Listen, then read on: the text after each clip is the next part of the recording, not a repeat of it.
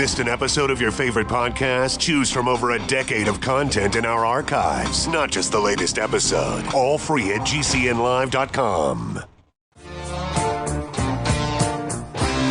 This is your call to action. Get prepared, America. Economy, survival, energy, disasters. This is USAPrepares.com. Informative radio, educational radio. Interact now by emailing instructor@USAPrepares.com or text at 434-390-7953. Class, please take your seats. Now, your instructor, Vincent Finelli. Everyone all set, cocked, locked. Here we go. Your dial set correctly to USA Prepares. Thank you for joining us in class today. We broadcast 2 hours, Monday through Friday, 9 a.m. through 11 a.m. Central Time. So that's the time to call in if you'd like to be on the air with us. Brad is engineering the broadcast at GCN in Minnesota. I'm Vincent Finelli. Call a number if you'd like to call. We'll pay for the call. 866-582-9933. 866-582-9933. If you'd like to listen, it's working. Telephone listen line is up and running. 605-477-3249.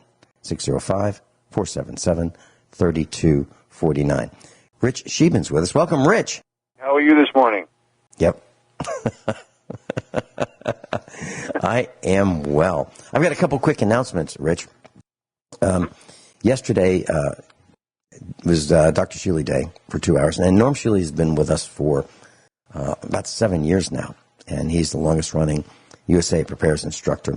And he wasn't there yesterday, and I found out why, and everything's good, and that's why I want to make this announcement.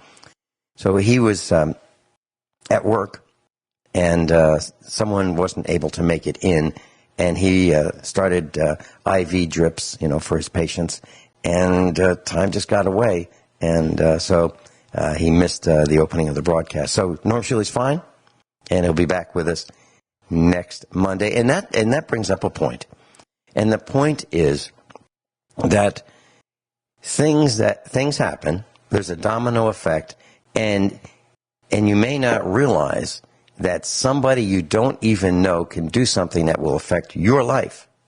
Okay? So what I'm saying is, those of you who were expecting Dr. Shealy yesterday, someone who was unable to make it to work at the exact time, caused Dr. Shealy to prepare IVs and deliver IVs. And I'm talking about intravenous, injection type things in his medical practice. And so because of that, he wasn't on the air. Because of that, Rich Sheben came on the air, and he wasn't expecting to do that. And Kyle Harris jumped in. He wasn't expecting to do that. So Kyle didn't know the nurse who was unable to make it. I don't know the nurse who was unable to make it. Rich doesn't know the nurse who was unable to make it. You guys didn't know. And so one person doing one thing can affect so many others. And one other quick example is our son has a friend, and this friend has a daughter. And our son has a friend, and his friend has a son. And his son was working 2 jobs and fell asleep, crashed his car, working 2 jobs.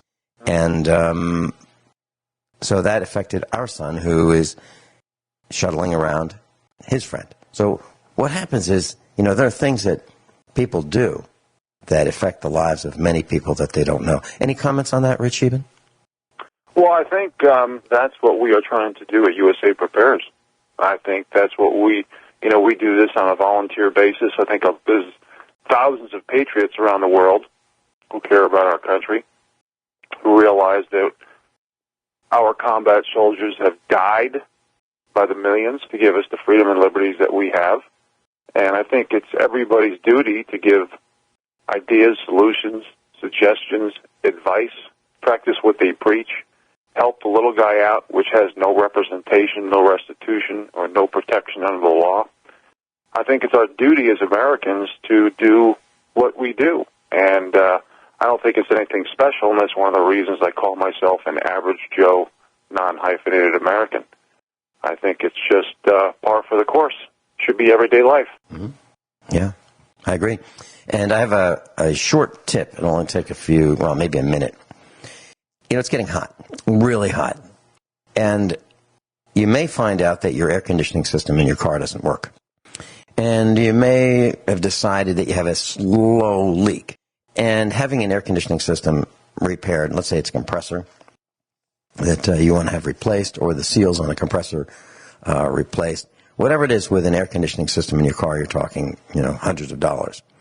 Well, there is a product that I've been using for 20 years. This is not a commercial. I've talked to the owner about 20 years ago, and I have not really had a chance to talk to him since. So the company is called EnviroSafe, EnviroSafe. They make a refrigerant replacement. It's a drop-in replacement. It's a can of what looks like Freon, but it's not Freon in the can. It's propane and butane. It's a mixture of those two gases. And it acts as a refrigerant. It works at lower pressures, so your compressor runs easier. Your compressor will last longer. The molecules are larger, so they tend to leak less. It costs less. It's more efficient, and it works. And it works with R12 if you have an old vehicle. It works with R134A. And so it's not going to fix the leak. But if you have a very slow leak, and let's say you can go several months before the refrigerant leaks out, this is a great alternative, because you can buy a case of this and have it shipped to you. You can buy it on eBay, or you can go to EnviroSafe. Just do a search on it. And I've been using it for 20 years. And it'll work for your vehicle as well, Rich Scheben, your truck, if your truck happens to lose Freon over time. So just a thought, you can add it yourself. Wear safety glasses. Whenever you work with refrigerants, wear safety glasses. Go to YouTube and find out how to do it. It's really simple, and it works very, very well. So I can tell you I've been using it for about 20 years. Some people would say, well, who knows how long it's going to work. It's going to destroy your compressor, your receiver dryer, your evaporator, your condenser, your hoses. No, it doesn't. It doesn't. I know, because I've been using it for about 20 years. I've used it in our light trucks, and I use it in our tractors and our automobiles. And I guess the test of this is, when I go do hay, I get in this John Deere tractor. It's about 100 horsepower. And I get out in the morning, and I run this tractor almost wide open throttle. Not quite, but almost. And it's hot. It's really hot out there. I'm running the air conditioning wide open throttle. And I do that for days. And that's not what you do in your car. When you get in your car, you don't run it wide open throttle for days. You'd be arrested. Okay? I'm running it almost wide open throttle for days, from morning till night. And it works. So, just a thought, EnviroSafe. You can get it on eBay. You can get it, just do a search on EnviroSafe. And one last thing, Kyle Harris called me yesterday. He joined in with the broadcast, and he said, hey, Vinny, how about a broadcast on how to buy a used car? I said, wow, that's great. Love it. Let's do it. No script, no talking points. We are just going to talk off the top of our heads on what we do when we buy used cars. And that's all we buy is used cars. So we're going to tell you how we do it, from negotiation to what to look for, what to avoid, what to consider. And Kyle was a former assistant service manager at a dealership. So he knows. And he turns wrenches. He knows. Rich Scheben, back to you. Yes, sir. Well, I think, first of all, we need to start with thanking Kyle. I think he's very informative, has a lot of information. And the way he complimented us yesterday, I think we're going to have to put him on paid retainer. I had to get a new hat. I had to get a new hat. He swelled my head so much. Well, Kyle, if you're listening, you're a good man. Anyway, what I'd like to start today with, Vince, is to show people that we not only live outside the box, think outside the box, and we do things quite differently, because most people live in the politically correct subdivision mentality, cookie-cutter world, and I just want to mention, this is a little tongue-in-cheek here, but when I have guests, which we have a lot of guests here, for whether I'm giving a tour or, people come over to sit around by the fire pit, have a beer, and cook Dutch oven food, whatever, I always make the announcement that when they go to the outhouse that if there's no toilet paper in the fishing creel, then to check the moose box on the left, and if there's no toilet paper there, go to the tin box on the floor, but don't use the constipation crisis kit, which is toilet paper, prune juice, and an M80 wrapped in cellophane in case all else fails. That's just for show. So, of course, this is meant to be a little tongue-in-cheek, but we do things quite different here by living off-grid. We're maybe 1/10 to 1/2, and that's very conservative, of 1% of people live off-grid. But these days, with everything that's happening, the corruption, the manipulation, deception, nepotism, crony capitalism, I can go on and on. It's getting so tough to control your own destiny.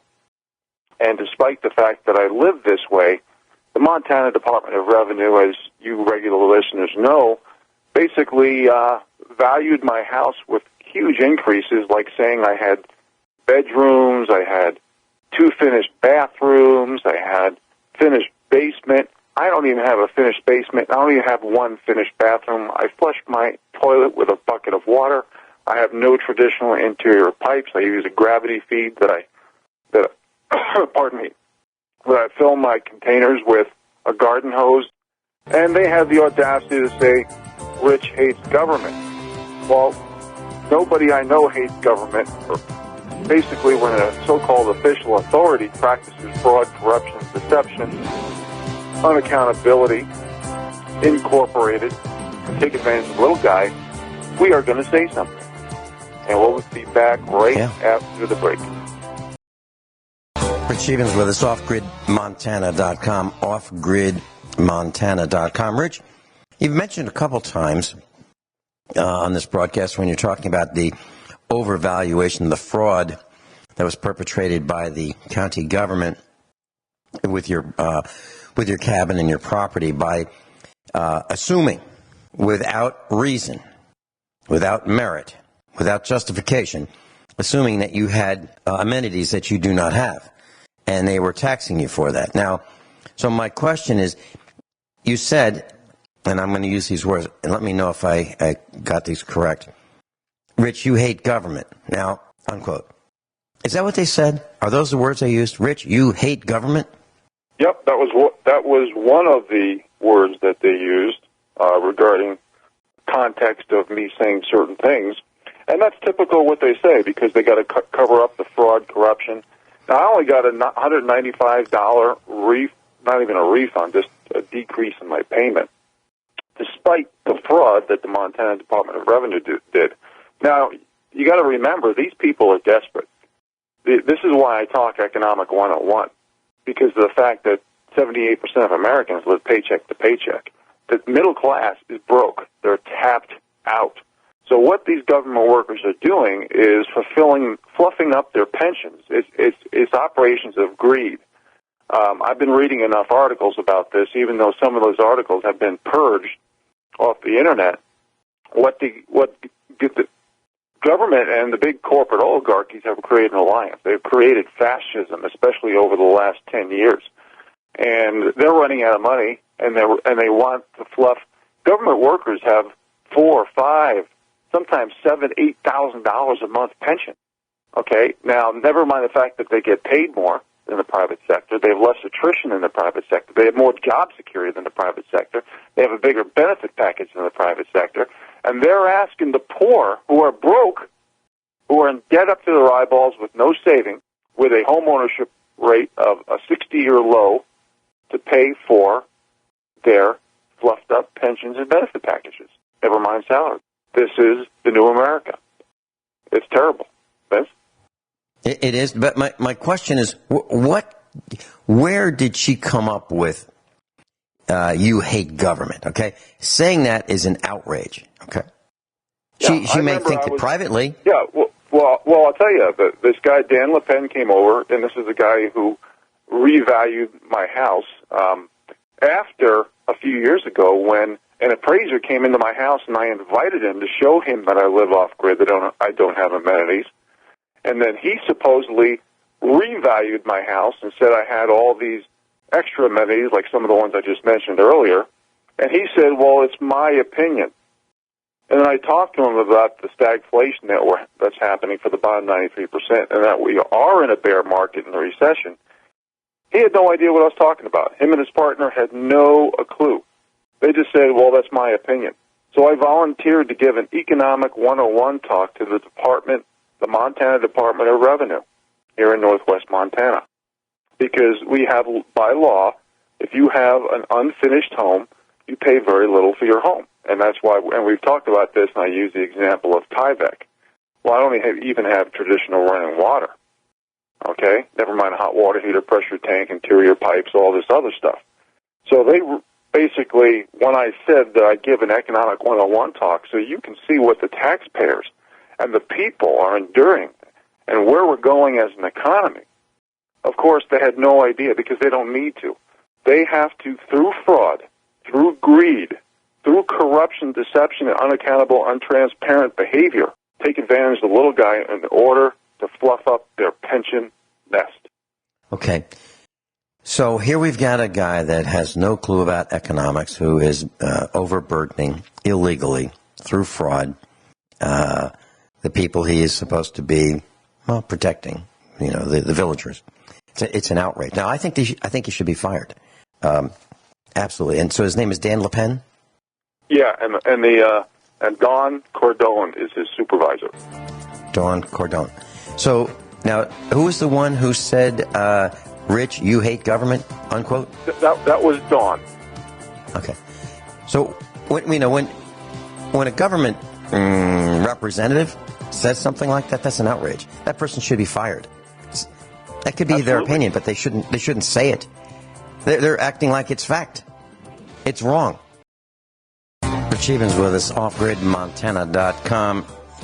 Rich, you struck a note that should ring very loud and clear with our class, and that is our class is probably experiencing overtaxation unjustly. So what I would do, and what I have done, class, is I have challenged the county government, the county assessor, one-on-one. I've challenged them to explain to me exactly, in detail, every iota, every line item, every square foot, every acre, every inch of what they have taxed, how they have taxed it, why they've taxed it, and the rate they've taxed it. Okay? And so what Rich Scheben has said is that if you live in an unfinished house, as I do with our family, it's about 85% finished. And I am not going to pay more than 85% of the finished house in taxes. And I've challenged that. And I won. It's real easy. And now, Rich, you've done something that I would not be inclined to do. I have never, and I won't let the government inside the house. Now, I understand why you did it. You wanted to prove a point. They said you have a bathroom, and you said, no, I don't. And they said, really? You don't have a bathroom? Are you kidding? And you said, let me show you. Okay. Now, I would say I don't have a bathroom, and prove to me that I do. Okay, but I think, what you did was fine. But what I've done is I've challenged. Yep. Vince, I typically wouldn't have done that, but this guy was so belligerent, and I felt, despite the fact that I invited the last appraiser over to my house, they said that they couldn't find any notes about that I didn't have a bathroom, or running water, or interior pipes, or hot pressure tank and hot water heater. So basically, they're fishing for money. That's what it is. Right. Well, hold on, Rich. So you said they couldn't find any notes that you don't have a bathroom. Correct. That you don't have some of these other amenities. So they're assuming because they don't have notes that you don't have them, that you do have them. Okay? Yes, they just invented this, yes. Yes, they just invented this. So in our case, and I'll explain this, and I'm going public with this right now, live on worldwide radio, that I live in a house with our family that is unfinished. There are places in our house where you can, and these are areas that, you know, if you were walking through the house, you don't have to go crawling on your knees to see this. This is, you can see this standing up from 30 feet away. You can see that there are places that there are sheetrock that's unfinished, like rooms where the sheetrock is unfinished. I'm talking about not taped, not spackled. I'm talking about holes where we've blown in insulation into the wall cavities that are not plugged up yet. You know, maybe 30 of them, maybe more. Okay, we don't have moldings on lots of around the doors in the rooms. We don't have floor molding, you know, around the perimeters of the rooms.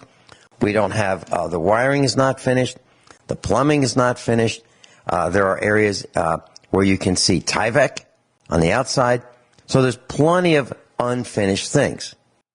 Now, actually, the job is bigger than I can do quickly. And I've been working on it for 13 years. Well, I have challenged the revenuers to prove to me where they are taxing us. And if they couldn't prove it to me, they didn't tax us on it. So I got our taxes reduced twice, once in Virginia and once in here. And it's accurate so far, okay? But I got it reduced. So what I'm saying is, I'll bet you that most of the people who are listening to this broadcast are overpaying their taxes. Now, here's what happens. People are saying, well, geez, I don't want to, you know, I don't want to awaken the sleeping giant.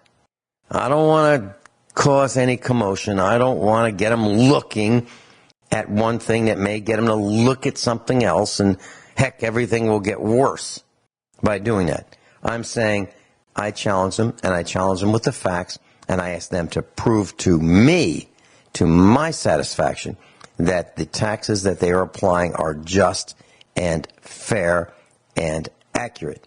And I let them know I am not going to rest. Now, I do it politely.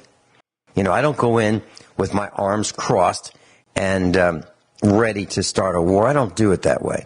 I go in politely. I'm well-dressed, neatly dressed. I've got my notebook. I've got my calculator. I've got my reading glasses. And I'm going to get comfortable because I'm going to spend the rest of the day with them. I am not in a hurry. And I explained to them that I'm not in a hurry. And I'm looking forward to this because when I get home, my family's going to ask me a lot of questions about exactly what we're paying taxes on.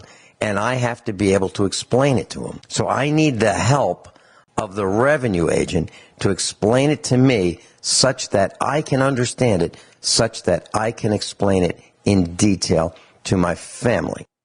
And that's how I do it. And if I say, can we go over that again? Because I missed that point. I don't nod my head. If they mumble and I don't hear them, no, I have to repeat it. I don't nod my head and say, I got it, if I don't have it. They have to explain it so that I can explain it to my family. And it works. It's a great strategy. It's a great tactic, in my opinion, and it works. So I want to know, hey, so y'all, you know, if I have a basement wall that is exposed to the outside, meaning if my neighbors can see it, and it's a concrete block wall, is that taxed at the same rate as a formed concrete wall? Is that taxed at the same rate as a block wall that has a brick face? Are they all taxed the same? Oh, you charge more for brick? Oh, I don't have brick. Not in this house. I did in Virginia. And I found out that they were charging more for a brick-faced basement wall that's exposed to the outside than a concrete block wall. I found out that a brick chimney is taxed more than a block chimney, and that's taxed more than a steel chimney, and that's taxed more than no chimney. And sidewalk, how many feet of sidewalk? And it's taxed more if it's brick sidewalk than concrete sidewalk, and that's taxed more than no sidewalk. So I went over square footage. I have never let them in. I'm not going to let them in. I'm not going to let them look at my house. And it's none of their business, in my opinion, and I don't have to do it. And unless they have a warrant and guns, they're not coming in. That's just me. Okay? So I want them to prove to me why they're taxing me at whatever rate. Now, and if you live in a neighborhood, I know what the feeling's like. It's, well, geez, I think I'm paying a little bit less than my neighbor, and I don't want to pay more than my neighbor. But I would challenge them on everything, and tell them that you're, hey, good news, I'm not in a hurry, so we can spend all day. And they hate that because you're going to hold their feet to the fire. You want to know how every square foot of your land is assessed. Every square foot. Yeah.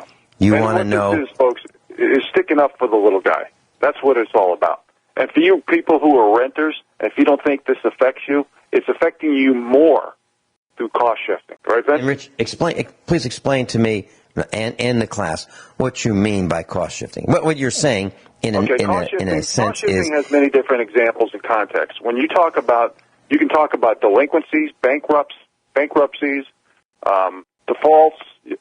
You can talk about renters paying more for their rent because the landlord is going to cost shift those increased property taxes to the renters, to the people who don't have equity.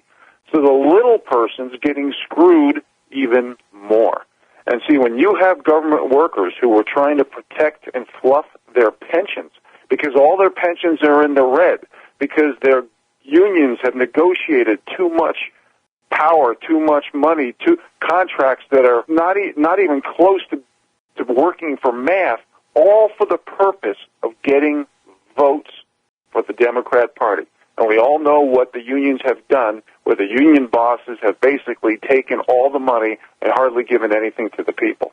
So that's an example of what cost shifting is. And the little guy at the bottom, basically the bottom 93% gets screwed.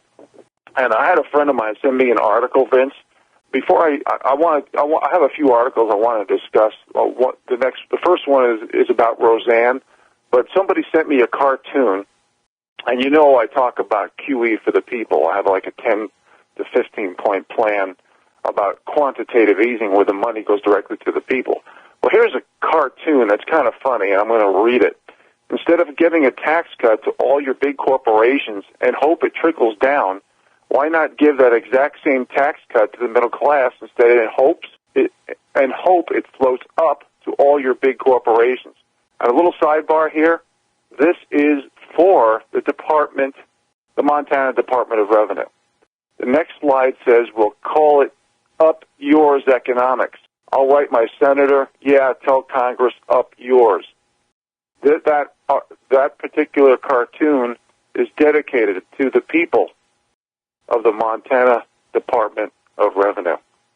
Now, Vince, if I could move on, I just have so much information for the people. It's an article about Roseanne. Basically, conservatives are sick of the double standard in our culture. And most people don't even believe that Roseanne is a conservative.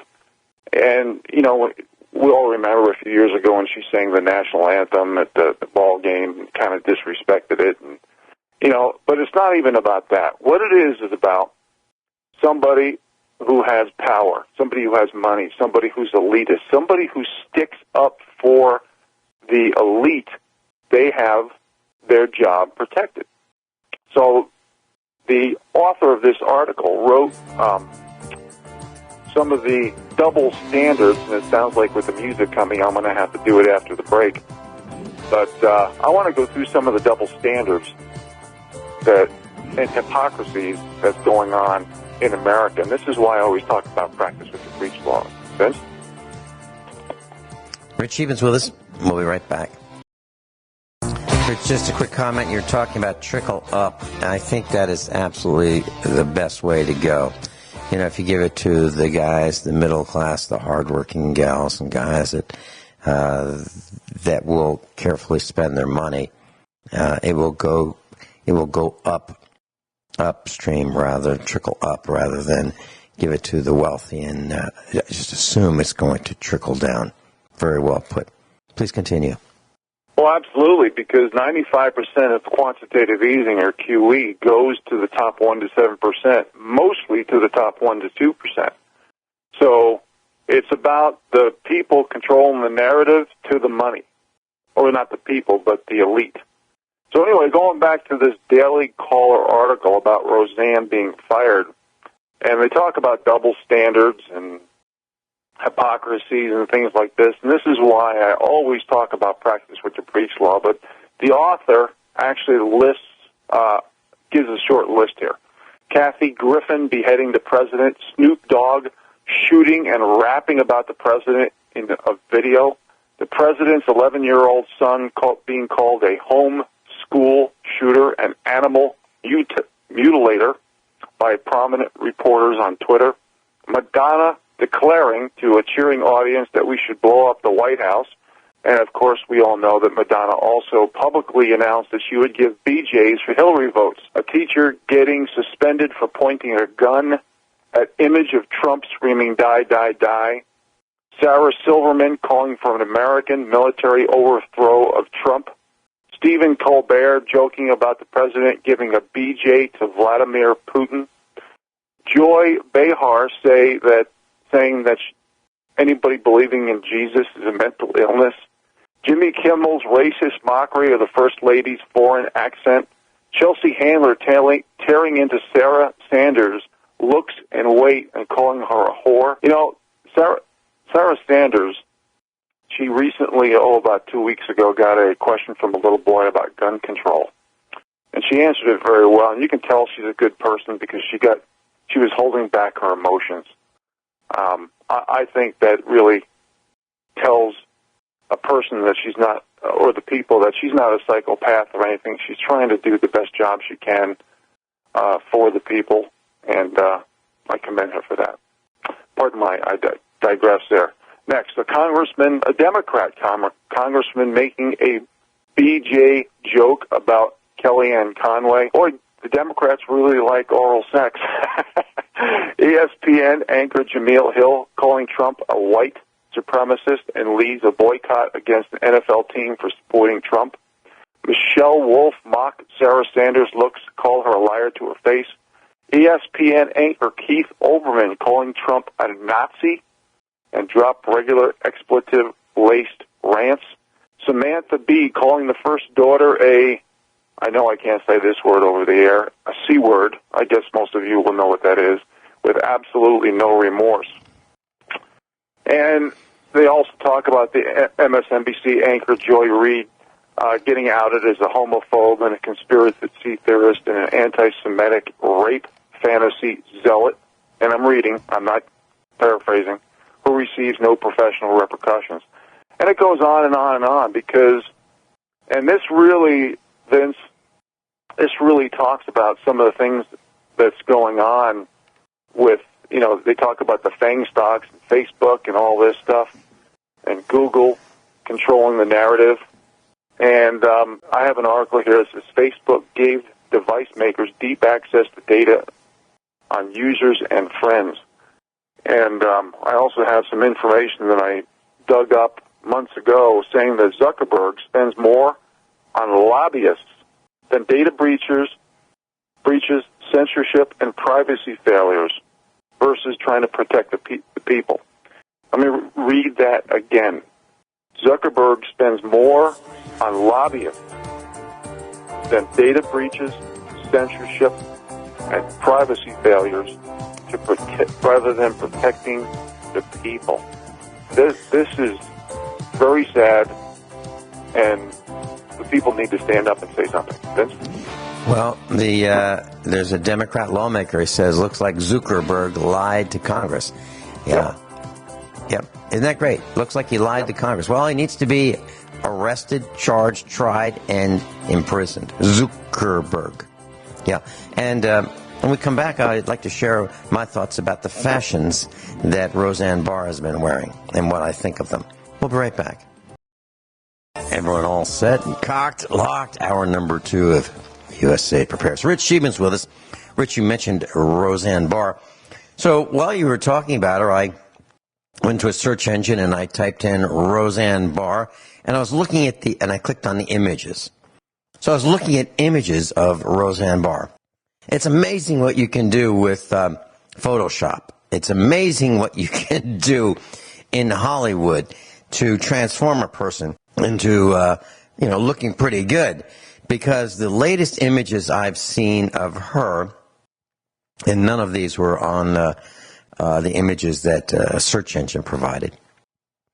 But the news stories that I was looking at of her lounging around in what looked like her clothes came from the discount rack from Omar the tent maker's unsaleable department. No kidding.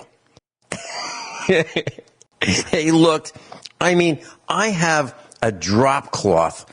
Well, I have several drop cloths here that I'm using at the farm, when we do some painting, and I spread them out on the floor, and they've got, multiple colors from, when my parents painted the outside of their house, the inside, and we've painted, and, mostly it's white or antique white or off-white or eggshell white or something like that.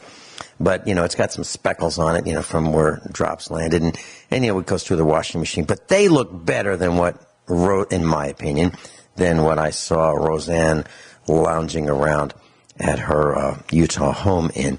And, there she is. She's sitting down. She looks just awful. And people look up to her and respect her. How is that possible? And she's the gal, and I believe it was around 1990, if I'm not mistaken, that she was singing the national anthem at a ball game, and she grabs her crotch. What was she thinking? And the reason I mentioned all this is because you mentioned her name, but there's one other little thing. Yesterday I had a chance to chat with a gal I know, and she's a friend. And she was talking about her husband who has has a job, and it's a professional association. So he's he's a pretty bright guy. And they were looking for a person to be at a position at the front desk of this corporation. And, normally at the front desk you like someone who is attractive, male or female, but you don't want somebody sloppy, and you don't want somebody who's disgruntled, and you don't want somebody who's unkempt in their appearance, and you want someone who can speak, English properly and be pleasant to customers that walk in and clients that walk in. Well, this person passed the interview, all set, looking good. One last thing, after the interview, they decided, let's just check social media, and let's see how this person, wants the world to know her. And there she is, giving the finger to the camera. So here we have this millennial who's lost her mind. She wants, look at me, hire me, I am your gal. And she's giving the finger to the camera. And so she thinks that no one's going to know. No one's going to know that secretly this is what she thinks of the world. And she's proud of it because she's putting it on her Facebook page. Needless to say, she didn't get the job.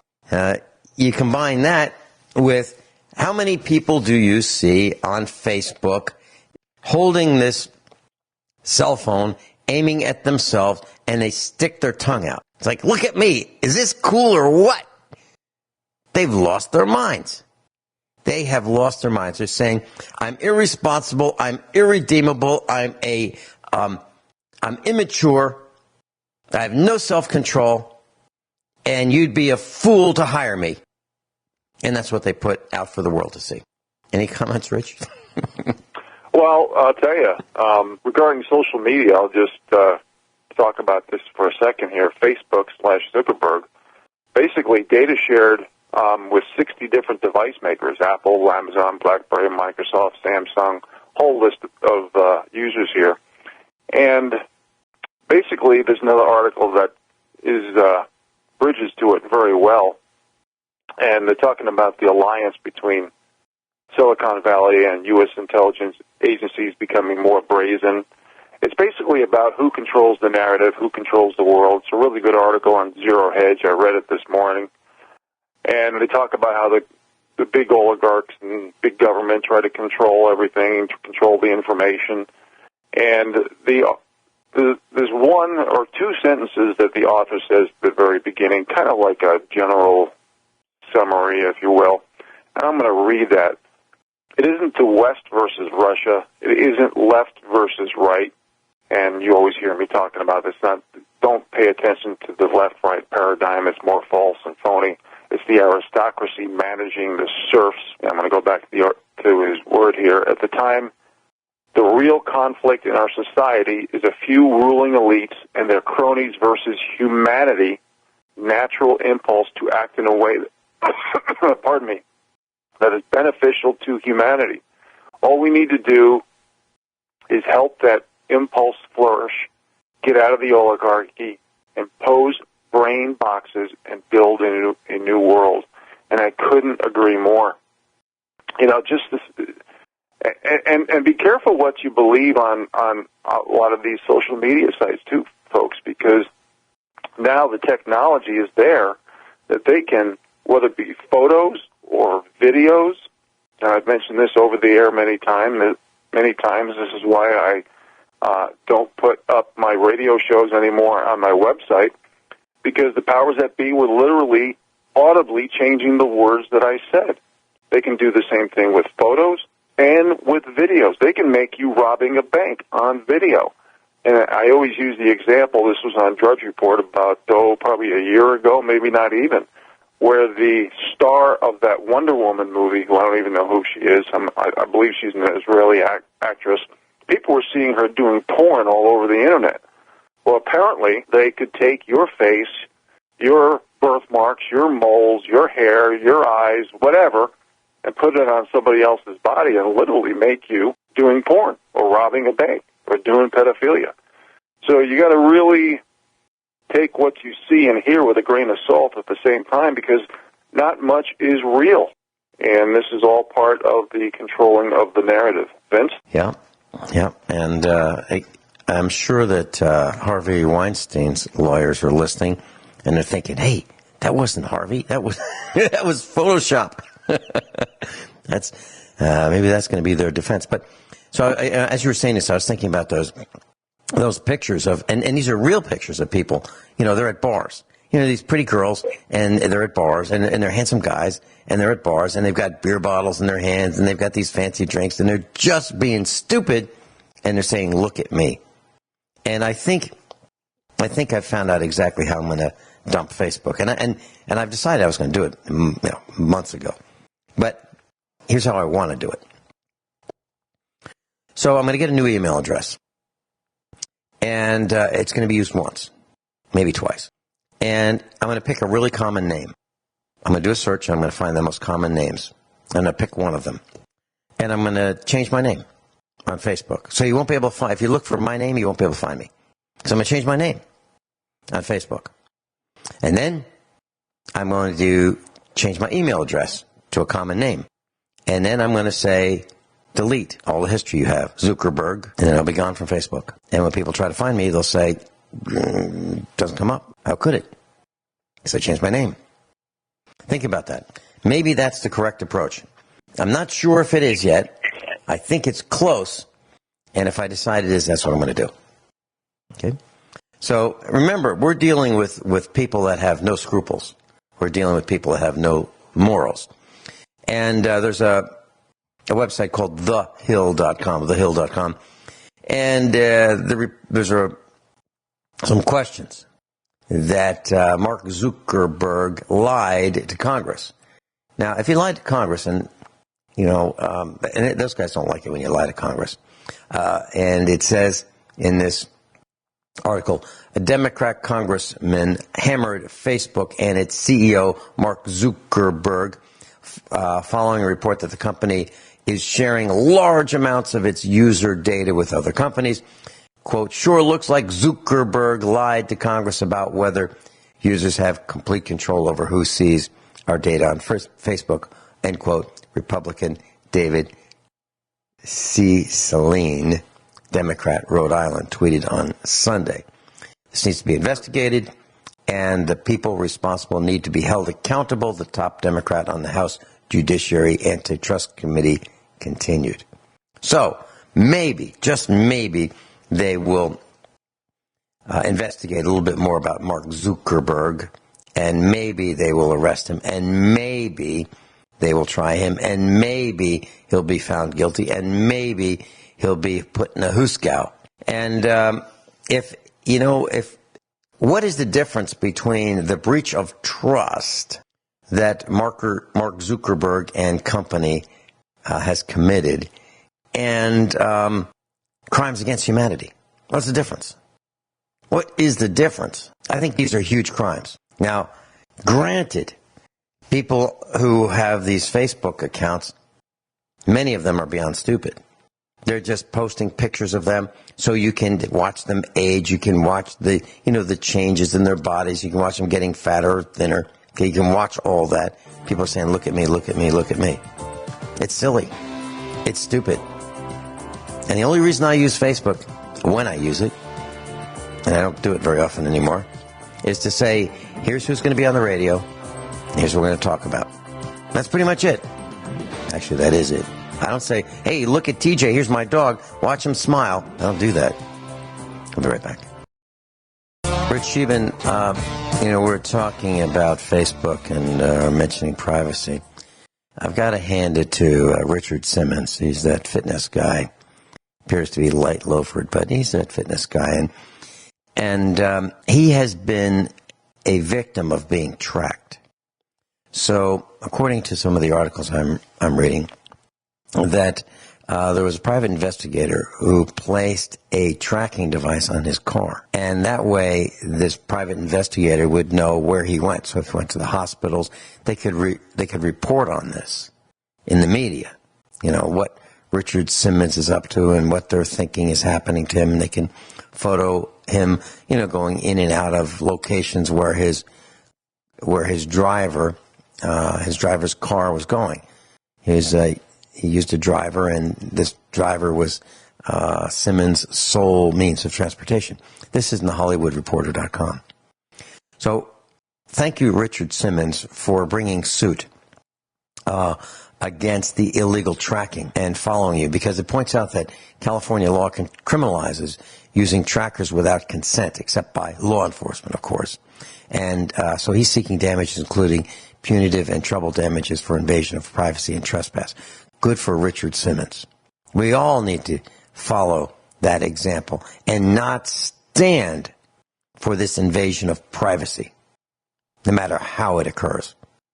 And yesterday, I was getting some information at the hospital, and I had to prove who I was. And the guy said, okay, you have a photo ID. And I was willing to do that, okay, at this particular instance. And I pulled out my license. I looked at I have some credit cards with my picture on the back. And so I thought, okay, well, this is, my hair's getting longer.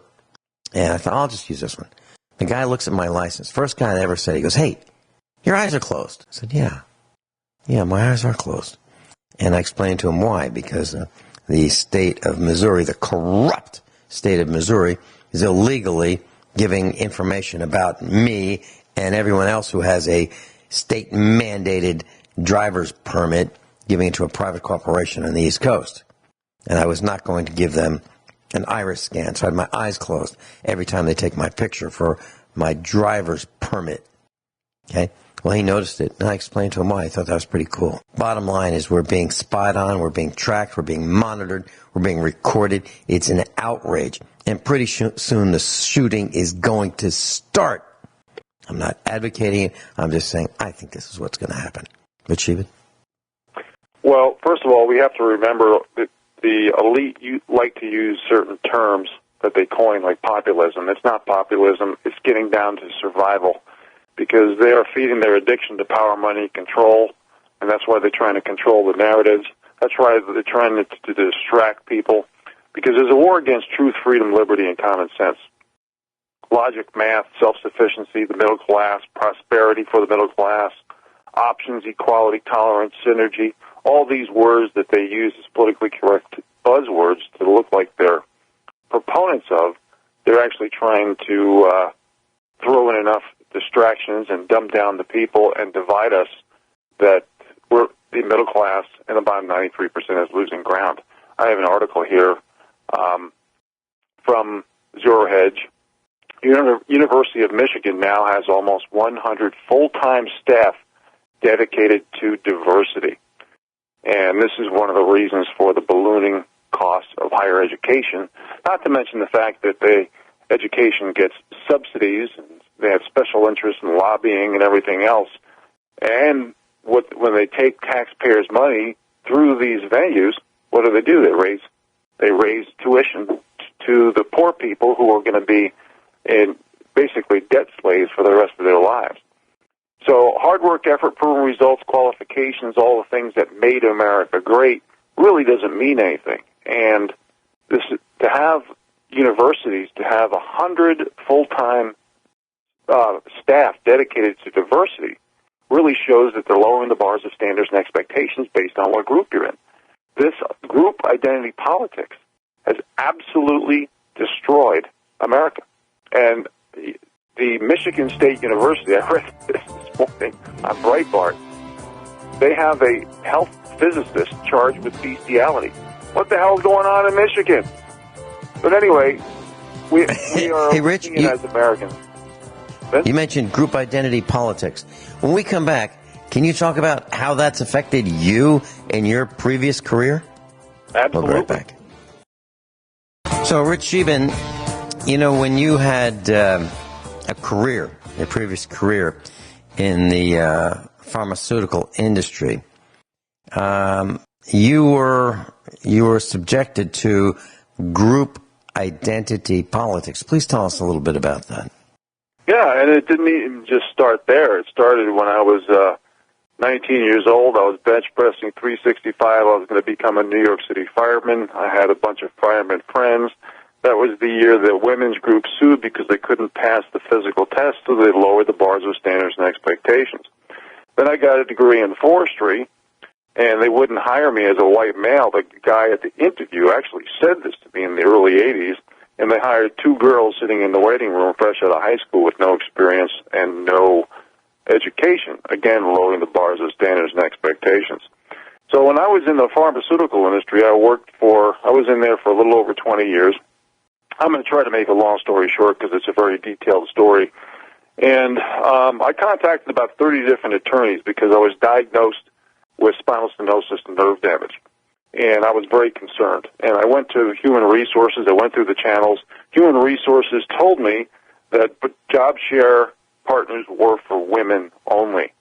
And I found out that they were literally going on the streets and hiring part-time job share applicants just so the women who wanted part-time job shares could have a partner and have a job share. So again, lowering the bars of standards and expectations. Now, I had excellent numbers. I was with this company for 14 years. I was driving with painkillers. Let me repeat that. I was driving a GlaxoSmithKline company car, with painkillers because they would not allow me to reduce my driving by 50%, which was in writing by neurosurgeons and orthopedic surgeons requesting this, but they would not do this. The attorneys I spoke to, they told me that if I were female and I was treated the same way, I'd be on the 5 o'clock news and have a $10 million settlement by the end of the day. One attorney told me, America, that as a especially poor/middle-class white male heterosexual with a Christian name, I don't have enough group self-pity points. Yep, I needed to pause there because that was absolutely necessary. Now, I don't care if an individual or a corporation is self-serving or is self-righteous. I do care about if they practice what they preach. And I have articles here all over the place. U.S. media blackout. Italian court rules vaccines cause autism with a GlaxoSmithKline product. Pharmaceutical giant GlaxoSmithKline accidentally, in quotes, released concentrated live polio virus in the environment in Belgium. I mean, I have articles that show that GlaxoSmithKline pleaded guilty to bribes, fraud, and many other crimes, according to U.S. federal investigators, bribing doctors with luxury vacations while fabricating drug safety data and lying to the FDA, and they've been caught defrauding Medicare and Medicare out of billions of dollars. And they've also deceived regulators about the effectiveness of their drugs. So when they create deceptive practices to earn billions of dollars while intentionally selling dangerous medications to unsuspecting consumers and medical patients, is that practicing what you preach when they have the audacity with my diagnosis, and with neurosurgeons, orthopedic surgeons writing letters while they're hiring females off the street, again, lowering the bars of standards and expectations, when they're lowering the bars of standards and expectations. Now, I want you to think about this, folks. To all the poor middle class and the bottom 93%, it is losing so much ground, where 60% of Americans don't have $1,000 in savings, and 78% live paycheck to paycheck. I want you to think, if you had, let's say you were an individual, and you went around town because you had a business, and you were bribing doctors, falsifying data, selling fraudulent products to the government, lying to regulators, engaging in anti-trade, price fixing, and threatening your employees into silence. What do you think is going to happen to you? Do you think you're going to have a successful business? I don't think so. See, the right people, and I use the term right people in quotes, being the government and the super wealthy oligarchies who control our medias and our oligarchies, big government, the narratives, the court systems, the mainstream media, they are sanctioning what we say. Political correctness has destroyed the American people, where the elite literally have absolutely no accountability to the people. And we either need to give up and say nothing and let our lives be ruined and continue to take drugs, where the number one cause of death in America is, for 50 and under, is drug overdose, or we can do something about it and stick together and not allow the elite to divide us by race, gender, sex, religion, sexual orientation, ideology, generations even. Group identity politics, a.k.a. victim group status, a.k.a. protectionist group status, has lowered the bars of standards and expectations for getting a job and keeping a job.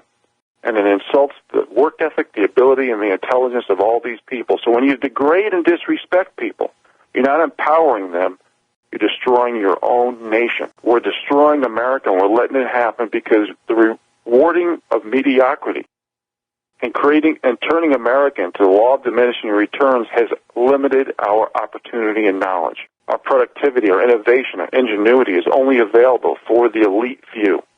We need to get this left-right paradigm out of our minds. For you people who need certain mentors in this category, I would suggest listening to, for example, Ben Parsons came to Northwest Montana. The first words out of his mouth in his talk, and I was there, he said, "I hate political correctness, because when you're politically correct, you turn minorities into victims." And who's a minority? Pretty much everybody, like that attorney told me. Unless you're a poor/middle class white male heterosexual with a Christian name, you have some type of protectionist group status or victim group status. This is an insult to the people, to everybody who's shoved into one of these groups and not even asked to be there. Candace Owens is another great speaker. She's in her upper 20s, so eloquent in speech, so intelligent. The first time I heard her, she said, just because I'm black and I'm a female doesn't mean that I'm going to be a victim. And I've seen her give talks at universities and all across the country. You know, I listened to an excerpt here and there. She's on YouTube, Red Pill Black, I believe. If you could Google Candace Owens, you can find her. And I've seen black people, Hispanic people, females standing up and telling Candace Owens, "Thank you. I've been waiting decades for someone like you to stand up and speak up." And that's what we all need to do, because we are allowing the aristocracy to divide us, and it's destroying our country. And this is why I talk Economic 101 all the time. Since I can give so many different statistics, I mean, I have hours of data I can give you.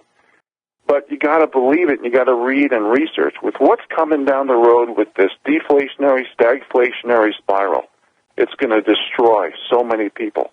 It could put us into a deep depression, never mind recession. This is all being artificially held up.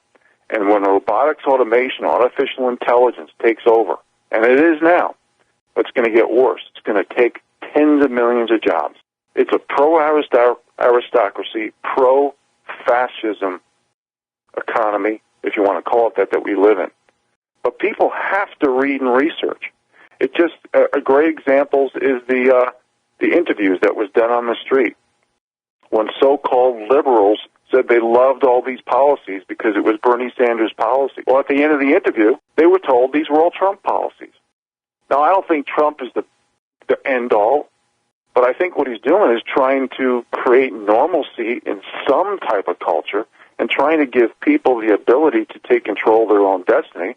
He even said he wants to give America back to the people. Now, all I know is that if Hillary Clinton got in, we would have been in World War III. Our Constitution, our Bill of Rights, freedom of speech, ability to protect ourselves would have been gone. And, Vince, I know how much you love to talk about gun control. But, we're getting to the point where things are getting absolutely ridiculous. I don't even know how anybody can debate the fact that 98% of mass shootings occur in gun-free zones and sanctuary cities. When we're losing the ability to use logic and common sense. And that's the war against the people by the elite. And that's why they're having this meeting in Italy, this elite meeting, to say they're trying to douse populism. This isn't populism. When you're living paycheck to paycheck, this isn't populism. And for those you young people who might be listening, who are millennials, and you think socialism, communism, fascism, dictatorships, anything that's top-down, centralized control with no accountability from the governing body is going to be the answer, no. They're going to tell you what to think, what to say, how to do it, who to do it with. They're going to tell you where to live. They're going to tell you have to eat GMO foods. They're going to tell you have to eat hormones, steroids, and antibiotics, even though the antibiotics is proven to destroy the gut flora. They're going to tell you everything, and it's all going to be controlled propaganda. They're going to rewrite history because they're going to get rid of books, and everything's going to be electronic, and everything could be changed.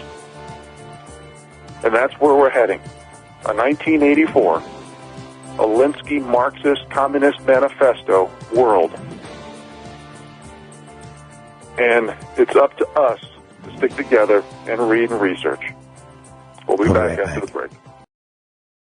Class, I just went to Facebook and I posted today's broadcast. And my name comes up a little differently from what you might be used to. If you go to find me, it's Vincent Survivalist. So my new last name is Survivalist. For now. It's going to change again to probably one of these.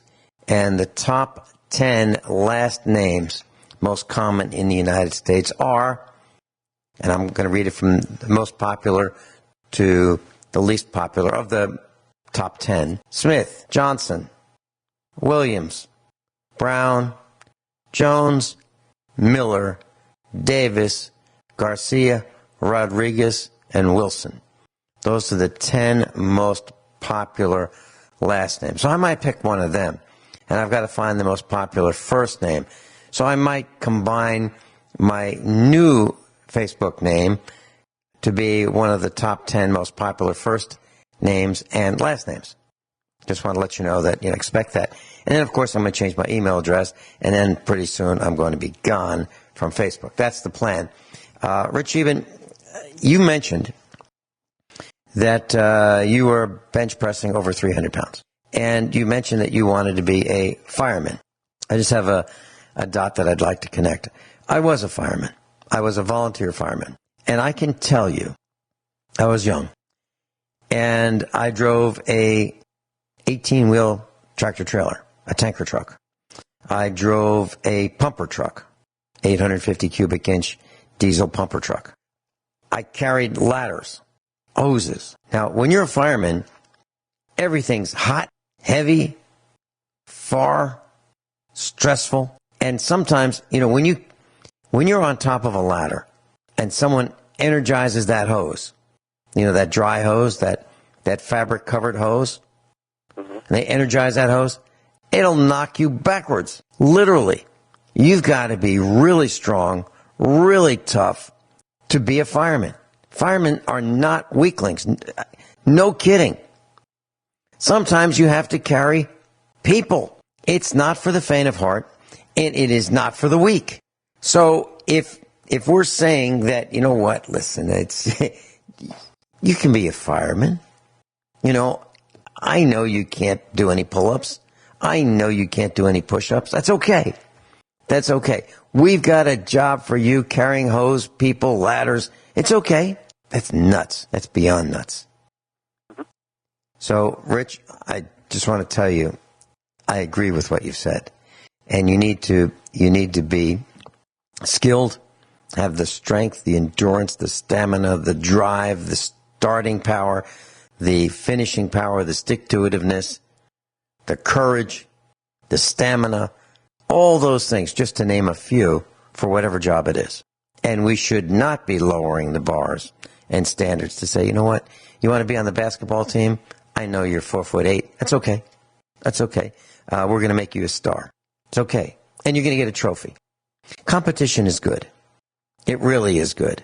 Now, I think it's okay to be a graceful loser, but it is not okay not to really try and be your best. And, you know, I'm never going to be a basketball player. You know, I know that. You can't be 5'7" and be a basketball player. It's really tough. But that's okay. There are other things I can do. Rich? Yeah. Well, this is what's happening in America. We lowered the bars of standards and expectations for getting a job and keeping a job for about 4 decades now, 2 generations. And appreciation and value for that job is almost non-existent. When people don't look at people in the job as being virtuous because they have that job, find out how they got the job and if it deserves to be there. Because how you got there is way more important than being there. You're absolutely right. And if your company hires someone who just doesn't have what it takes and doesn't try, and they put that person in the middle of your team, and you look at that and you go, wow, how'd that guy get here? How'd that gal get here? And if that's all they expect, why should I be trying so hard? It demoralizes everybody. Thank you so much, Rich Scheben.